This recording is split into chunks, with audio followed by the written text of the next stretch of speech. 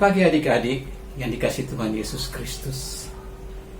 Selamat berjumpa kembali dalam ibadah hari Minggu pelayanan anak GPIB Kelapa Gading. Hari ini tepatnya tanggal 23 Agustus tahun 2020. Kita bersyukur kepada Tuhan karena Tuhan memberikan kemerdekaan bangsa Indonesia yang ke-75 pada hari Senin 17 Agustus tahun 2020. Adik-adik yang dikasihi dalam Tuhan Yesus Kristus, sekarang kita akan memuji Tuhan dari Kidung Ceria nomor 366 bait yang pertama. Kidung Ceria 366 bait yang pertama. Betapa kita tidak bersyukur.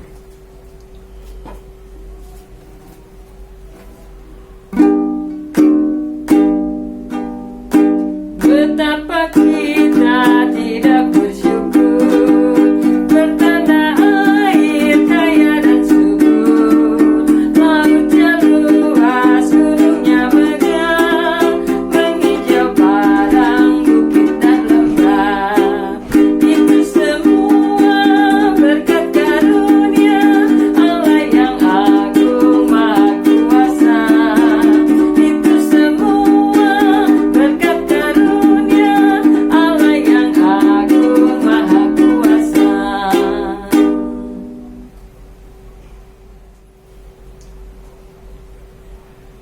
Mari kita satu di dalam doa. Tuhan Yesus yang baik, terima kasih kami saat ini boleh hadir pada IMPA hari ini. Pimpinlah ibadah kami dari awal sampai akhir. Kiranya boleh berlangsung dengan baik. Dalam nama Bapa, Putra dan Roh Kudus. Amin.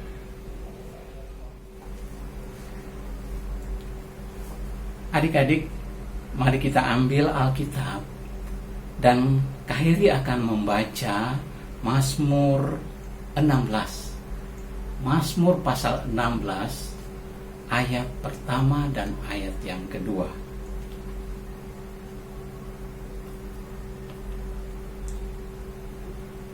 Jagalah aku ya Allah, sebab padamu aku berlindung. Aku berkata kepada Tuhan, Engkaulah Tuhanku. Tidak ada yang baik bagiku selain Engkau.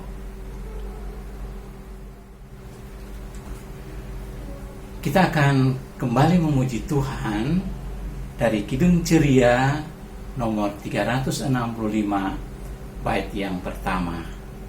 Indonesia negaraku.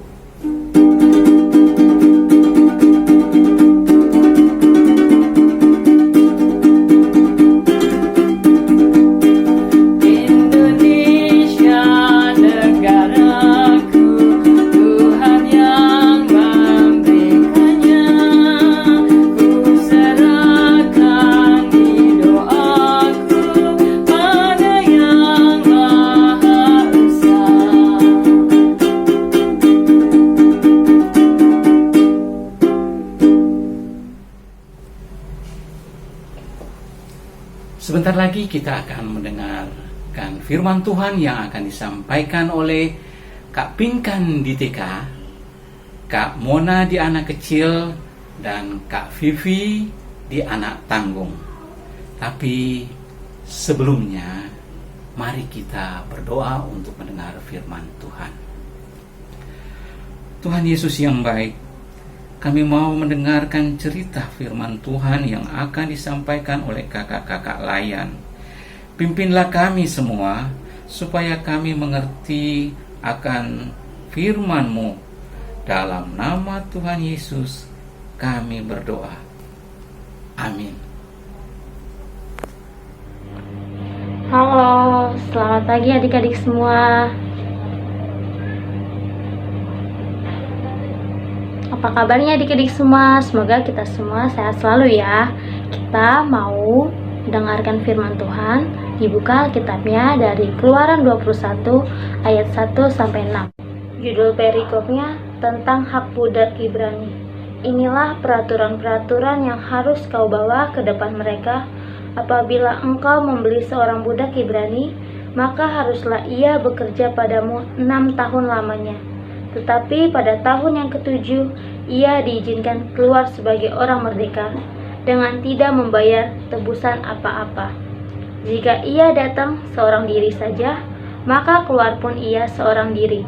Jika ia mempunyai istri, maka istrinya itu diizinkan keluar bersama-sama dengan dia.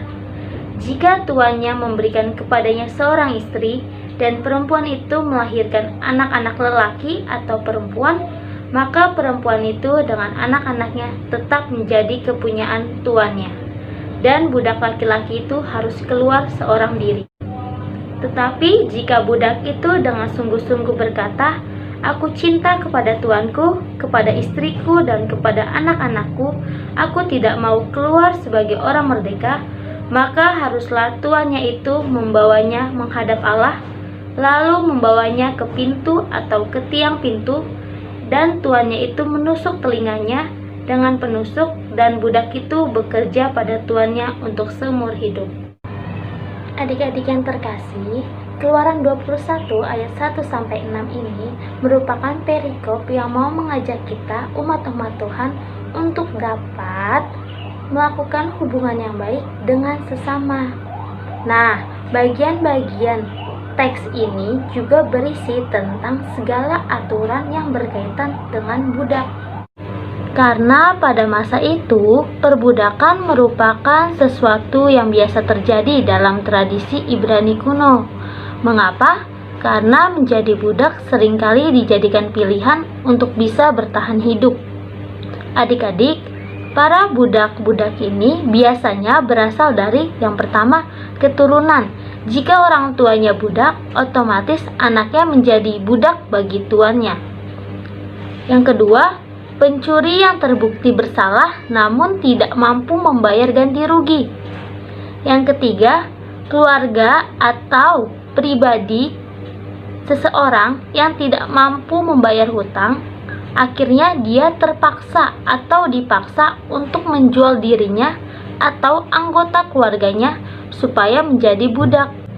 Namun adik-adik, aturan tentang budak yang disampaikan oleh Allah dalam teks ini bukan berarti Allah mengizinkan perbudakan tersebut, tetapi karena Allah melihat perlu dibuatkan aturan tentang budak, dikarenakan budak seringkali dimanfaatkan untuk kepentingan tuannya atau bosnya. Jadi adik-adik, arti dari kata budak itu adalah orang yang berada di bawah tekanan, karena dia harus mematuhi segala aturan-aturan dari tuannya, dari bosnya, dan tidak ada damai sejahtera. Jadi adik-adik yang terkasih, pada hari ini kita diingatkan kembali bahwa ketetapan Allah tentang budak pada teks ini itu merupakan suatu tindakan Allah yang hendak memerdekakan manusia dari perbudakan dan juga ingin menjaga hubungan baik manusia dengan sesama. Nah, sekarang Kak Mona ingin bertanya nih sama adik-adik semua. Di sini, siapa adik-adik kelas kecil yang di rumahnya memiliki asisten rumah tangga atau mbak yang disebut mbak? Coba tunjuk tangan. Oh ya, ada beberapa ya. Nah, untuk adik-adik yang punya asisten rumah tangga, kita harus tetap bersikap sopan kepada mbak yang membantu adik-adik menyiapkan makanan, merapihkan piring adik-adik, merapikan rumah adik-adik. Adik-adik harus tetap sopan karena kita diajarkan untuk menjaga hubungan baik dengan sesama. Oh iya adik-adik, kita juga harus ingat bahwa kita semua sebagai manusia pada awalnya adalah budak dosa. Namun karena karya keselamatan Allah dalam hidup kita telah membawa kita dalam kemerdekaan hidup. Oleh karena itu adik-adik, kita sebagai orang percaya yang telah mengalami kemerdekaan, di balik kemerdekaan itu kita memiliki tugas, yaitu kita harus berani berjuang melakukan karya kebaikan Allah dimanapun adik-adik berada. Nah, sudahkah adik-adik melakukan karya kebaikan Allah? Ayo, udah atau belum? Aku sudah, aku belum. Nah, emang apa aja ya karya kebaikan Allah? Banyak sekali adik-adik. Salah satunya adik-adik yaitu dengan hidup dalam ketaatan untuk melakukan segala aturan yang berlaku.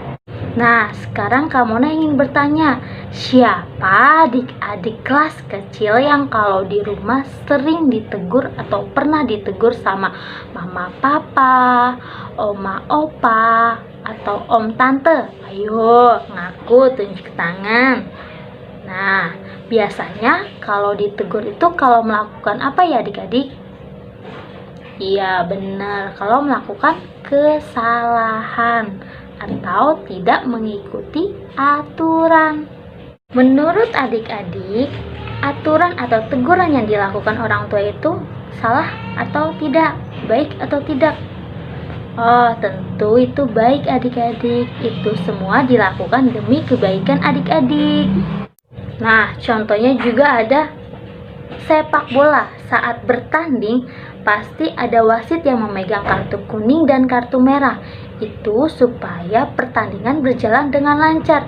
Jika tidak ada aturan kartu merah atau kartu kuning, maka akan terjadi keributan, perkelahian, karena pemain bermain semaunya.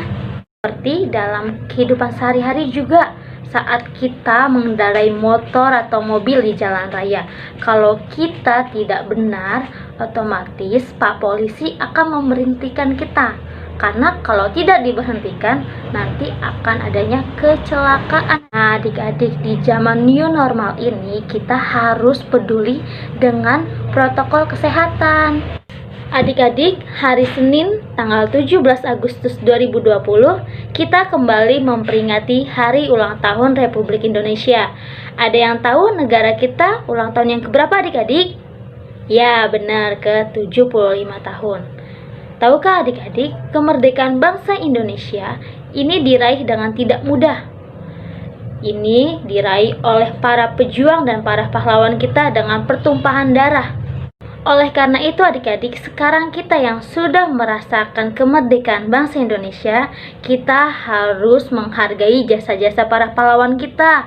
Kita harus menjaga kesehatan kita harus rajin belajar. Terlebih di COVID-19 ini, kita harus jaga kesehatan ya adik-adik.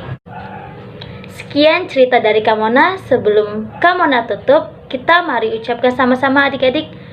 Aku merdeka, kamu merdeka, Indonesia merdeka. Sekali lagi adik-adik, aku merdeka, kamu merdeka, Indonesia merdeka.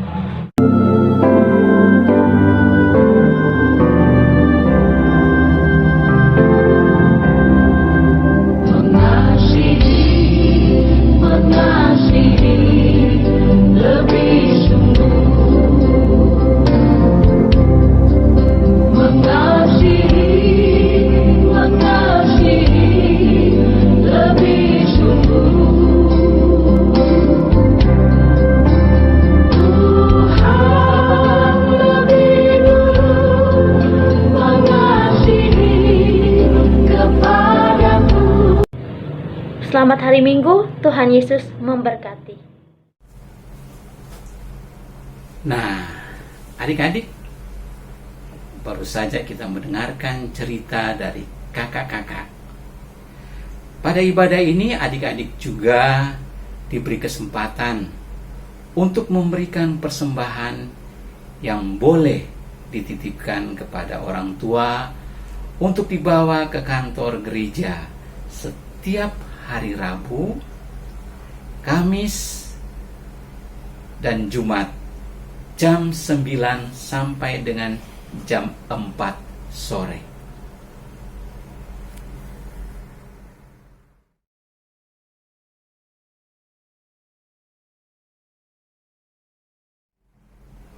Adik-adik, kita akan segera mengakhiri ibadah hari ini. Mari kita memuji Tuhan dari Kidung Ceria 345, bait pertama dan kedua. Oh berkati kami.